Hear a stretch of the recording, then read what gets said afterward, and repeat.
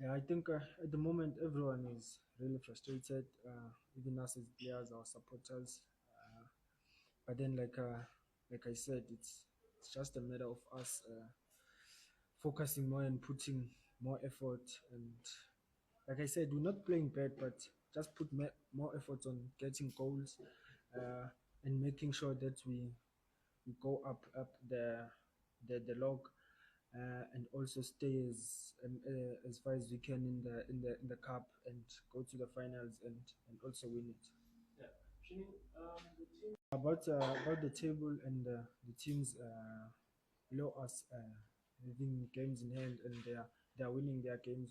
We've had a discussion about that. We are aware of that as a team, and I think what we thought is we just have to focus more on our games and I mean give 200% to win more games and not panic because of that.